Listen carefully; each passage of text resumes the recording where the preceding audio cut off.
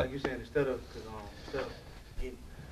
getting crunk, then do a slow song, and then getting back crunk again, it's kind of a bad thing. So no, I'm saying, in other words, when we get up and we want to talk, like, you know, and we got no music playing, we're not rocking the crowd, we're just like, and you know, God wants you to know, blah, blah, blah, blah. Like, we're going into the ministry time before we've really even rocked the crowd.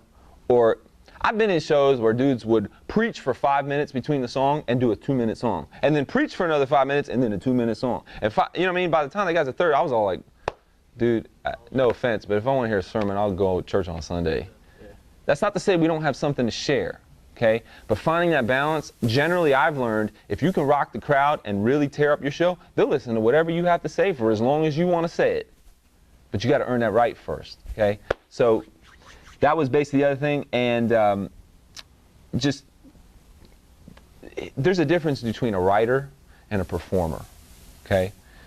They are two completely different worlds.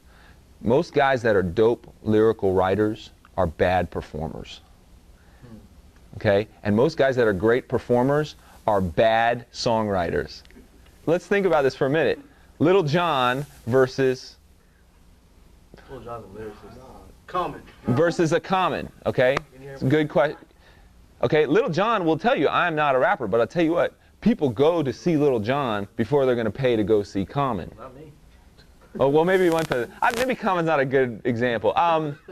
Let's go even deeper. Nas, okay, there's a good example. Someone that, you know, the average person is going to go and gravitate towards a Lil Jon because they know that's...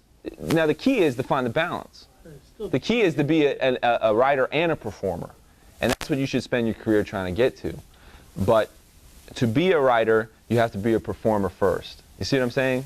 Hopefully you guys out there understand what I'm getting at. I'm not knocking, I'm not saying dumb down your lyrics, I'm not saying yell, yeah, what, okay on every one of your songs. I'm not saying that. What I am just saying is earn the right to be heard, okay? If you want the crowd to hear what you have to say, you got to earn the right to it, okay?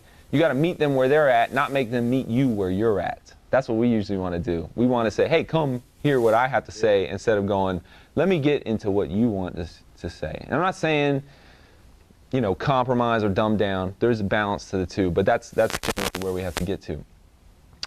The last thing I'm going to kind of give you guys is just two last things. Show structure. I've generally found, just from my years of performing, that after about 2 songs, the crowd starts losing interest. You only have about 2 songs before you're going to lose the crowd. I don't care how great you are. When they don't know who you are, it doesn't really matter how good you are. They're only going to last about 2 songs. Here's why I say this. Because at 2 songs, you need to throw something in there that pulls the crowd back in. Okay? Anybody that gets up there, you're going to get about 2 songs worth, 2 shots, basically. And if you don't do it in 2 songs, you lost the crowd. Okay? If you have something at that 2-song spot that pulls them back in, you can do another 2 songs. And then throw another something in there at the 2 songs. It pulls them back in. So if you can constantly throw something in there every 2 songs, and I'll show you what that means, like within the confines of my show, kind of how that works. But if you have something in there, you'll find you can do 45 minutes and no one ever knew who you were. You see, like, go ahead. He had a question. So do you have any films of your shows to show of? I'm going to show you, and I'm going to let you hear it too. To kind of get, the film won't really do it as justice, but I'm going to play it for you and kind of show you exactly what I mean. And I call them crowd gimmicks. There's no other reason to call it except for a crowd gimmick. At every 2 songs, if you have something that's a crowd gimmick, you'll keep the party rocking. You want people to go out there always wanting more. If they said, hey, we got a 10-minute slot for you, then you need to, by that 10 minutes, you just killed it. And they're like, man, I can't wait. I wish you would have done more. That's really how you know you rocked it. If they're telling you, man, I wish you would have done more. Or, hey, where can I get your CD? Or, hey, you guys did good. Now, keep in mind, anytime you get off stage, you're mostly going to hear compliments. That's just a fact of the matter. You can't really listen to those compliments. Okay? Because people aren't going to walk to you, man, you were terrible today. You were boring. I wanted to slip my wrist. You were so bad. No one's going to tell you that. Okay?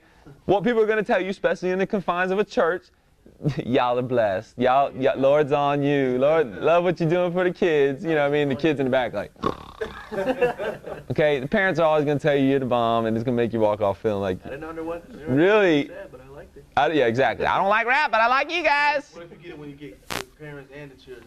Then you know you've connected, Okay? The key for any MC is to connect with the entire audience. Now, you're not always going to.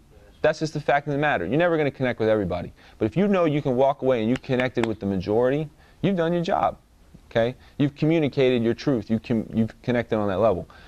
The final thing that I just say as far as crowd participation, you know, hip-hop is a very interactive music. It's very interactive. But the problem is, there's only so many times you can tell people to throw their hands in the air. Okay? Because hip-hop is not the opposite. Hip-hop's not a musical driven. You go to a rock show, those guys don't tell anybody to throw their hands up in the air, but the movement of the music makes the entire crowd jump up, get down, slam, mosh. Hip-hop doesn't really lend itself to that. Why? Because the music is very loop. It's just very basic. You know what I mean? It doesn't really change up. There's no change-ups in the music. So we compensate by throw your hands in the air, clap your hands, you know, all those little things.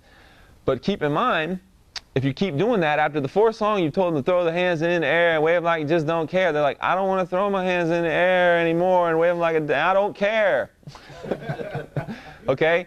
So the point is that crowd participation, that back and forth stuff, you have to vary it. You have to learn how to make them still moving, but changing it up every once in a while. Another thing that we like to do is give out stuff. You ever do that? I don't know if you guys do that. I give out stuff at the crowd. There's a fine art to giving away stuff at a show. You know what I do? I say, how many of y'all want something free tonight? Oh, then you got to put your hands right here. Okay, I'm only going to give it out to the livest people I see getting down. And then 7 songs later, I still haven't given away that CD. Why? Because I notice a lot of guys go, how many of y'all want some free CDs? Put your hands up. Woo! And now they're like, I don't really care anymore because he gave me the CD.